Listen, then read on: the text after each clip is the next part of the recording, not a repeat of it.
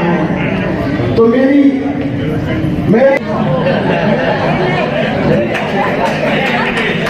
तो मैं अपनी अनुनय विनय निवेदन और तीसरी बारी मनोज तिवारी जी को हर दिल से कमल का फूल का बटन लगा करके 5 लाख मतों से जिताना है। और आखिरी निवेदन कि ये संकल्प तब पूरा होगा जब अपनी गली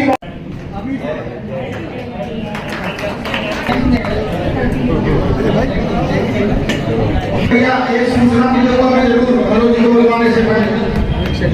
कल हो जाना वहां से भगत सिंह जो है मनोज तिवारी यहाँ का हर कार्यकर्ता है बीजेपी का। अगर आपके लिए इतनी बड़ी एलिवेटेड रोड ला सकते हैं, हम अगर भजनपुरा में मेट्रो ला सकते हैं, हम अगर आपके लिए बड़ी रोड के साथ भी न्याय करें और न्याय उन सबके साथ होगा जो वहां रहते हैं, आप तो अब हमारा काम वो होगा क्योंकि सड़क बना के खजुरी को जाम से हटा देंगे। 12 जून के बाद खजुरी पे 1 मिनट भी आपको रुकना नहीं पड़ेगा। बस आप सबसे प्रार्थना है कि जो यू टर्न बने हुए हैं वहां पे उल्टा न घूमा जाए। कितने लोग मात्र 100 मीटर बाद यू टर्न है और पता चला जाके से घूम के आना है तो इधर ही से घूम के चलेगा। तो इससे क्या होता है और जाम लगा देते हैं। तो ये सारी चीजों को संभाल लीजिएगा। इसी के साथ आप सबके चरणों में प्रणाम। याद रखिएगा कमल का निशान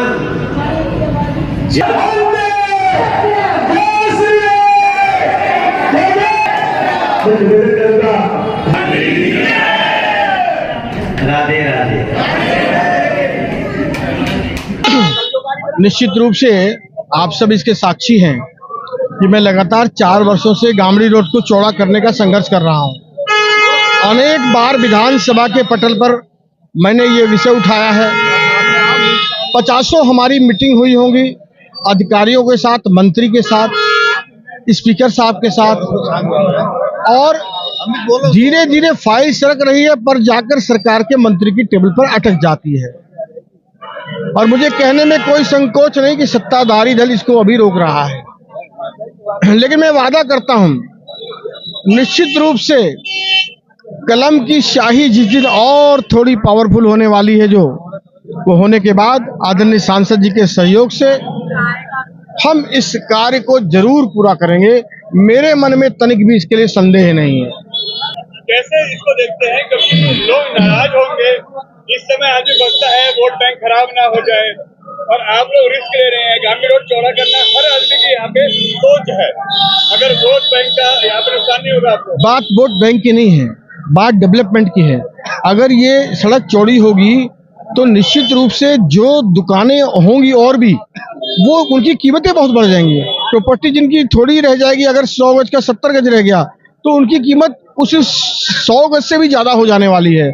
और नुकसान किसी का नहीं होगा, क्योंकि मैं जानता हूं कि सरकार में प्रावधान है कि ऐसी जगहों पर 4 गुना मुआवजा मिलता है। इसलिए सब वैकल्पिक व्यवस्था लेकर, सबको साथ लेकर के, सहमति बना करके हम इस कार्य को करेंगे। पर ये हमारी प्राइम लिस्ट में है। जिस दिन समय आएगा हम इसको जरूर पूरा करेंगे। मेरी घोंडा विधानसभा की जो मेरा परिवार है ना, वो बहुत अच्छा है और एक बार काट की हांडी जो चढ़ी थी उसको भूल चुका है। दिल्ली ने बाद में महसूस किया, इन्होंने पहले ही महसूस करके अपने विधायक को जिताकर भेजा। और ये सब समझदार लोग हैं, इनको पता है कि राम भक्त और राष्ट्र भक्तों की टोली कौन सी है और राष्ट्रद्रोहियों के और राम विरोधियों की टोली कौन सी है।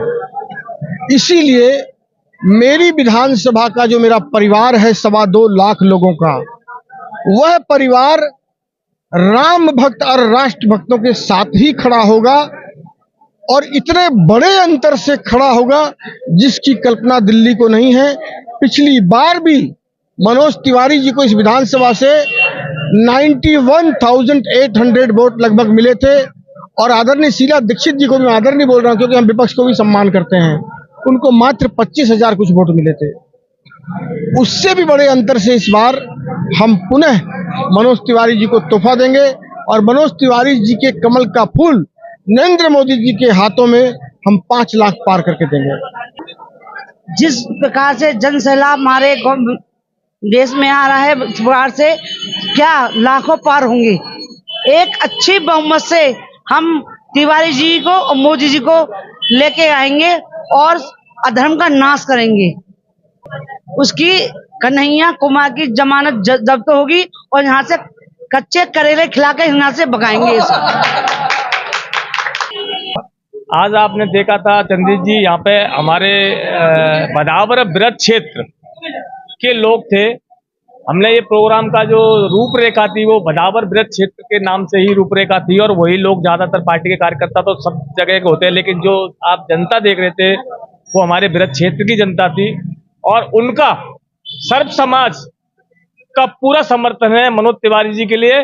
और जब हो सकता है पहली बात तो वोट मांगने नहीं आएगा, अगर आएगा तो हमारा पूरा ब्रज क्षेत्र बदावर पूरा कन्हैया कुमार का हम विरोध करेंगे, क्योंकि उसने हमारे देश के टुकड़े टुकड़े वाली बात करी थी, वो हमारे क्षेत्रवासी बर्दाश्त नहीं करेंगे उस चीज को।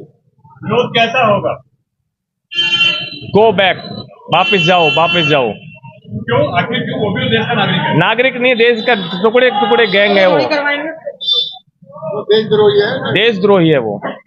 यानी अगर क्षेत्र में आता है गो बैक, समाज बहिष्कार करेगा हमारा बराबर ब्रज क्षेत्र, हमारा पूरा का पूरा समाज उसका बहिष्कार करेगा। आप देखा मनोज तिवारी जी का टाइम 6:30 बजे का था और 9:30 बजे तक भी लोग रुके रहे थे। यहाँ पे जनता थी मनोज तिवारी जी को सुनने के लिए, यहाँ तत्पर थे और उनका पूरा समर्थन है। हम मनोज तिवारी को 5 लाख से ऊपर वोटों से जिता के भेजेंगे। गोंडा से तो पूरी की पूरी जनता तन और मन धन तीनों तरह से, जिस तरह पहले सांसद जी को यहाँ से अच्छी तरह वोट से जिताया था, उसे डबल मार्जिन में जिताने का मूड बना लिया है। चाहे कोई भी समाज हो, किसी भी क्षेत्र का हो। आज ये बदावर ब्रज क्षेत्र संघ ने कार्यक्रम किया है, बहुत अच्छा कार्यक्रम रहा है और उन्होंने कसम खाई है कि जब तक 25 तारीख को आएगी हम जहां तक हमारा दायरा है 25 तारीख को पहले वोटिंग करेंगे, उसके बाद ईटिंग करेंगे। जो प्रण लिया है उन्होंने जिताने का, पहले 30,000 से जीते थे, अब लगभग यहाँ से लगभग 80,000 से जिताने का जनता ने मन बना लिया है। और आपने देखा भी होगा जनता का उत्साह। हमारी माता बहनें पूर्ण रूप से घर का काम बाद में करेंगी, पहले मतदान करेंगी और मोदी जी को प्रधानमंत्री पूर्ण रूप से बनाएंगी। देशद्रोहियों का कौन स्वागत करेगा? जिनके स्वभाव में ही देशद्रोह भरा हुआ है, जो नारे लगाते हैं भारत तेरे टुकड़े होंगे इंशाअल्लाह इंशाअल्लाह, ऐसे लोगों को कोई अपने पास बिठा के राजी नहीं है। स्वागत करना तो कहाँ ऐसे लोगों का बनता है। प्रत्याशी है आम आदमी पार्टी से, कांग्रेस से, तो हक तो उससे बनता है आपके बीच में आके वोट मांगने का। देखिए, बेशर्मी से बेशक आए वो वोट मांगने, लेकिन जो देश प्रेमी नहीं है उसे वोट मांगने का अधिकार भी नहीं होना चाहिए। जो देश के टुकड़े करना चाहते हैं, जो आतंकवादियों को फांसी पे की सजा होने पर उन्हें दुख होता है, वो कहते हैं कि कितने अफजल मारोगे, हर घर से अफजल निकलेगा। जिनकी सोच में आतंकवाद बसा हुआ है, जो देश में आतंकवाद पैदा करने की फैक्ट्री लगाना चाहते हैं, ऐसे लोगों का क्या अधिकार है वोट मांगने का? जनता वोट देने की तो बात छोड़ो, उनको अपने दरवाजे पे अपने क्षेत्र में आने से रोकेगी, बहिष्कार करेगी उनका।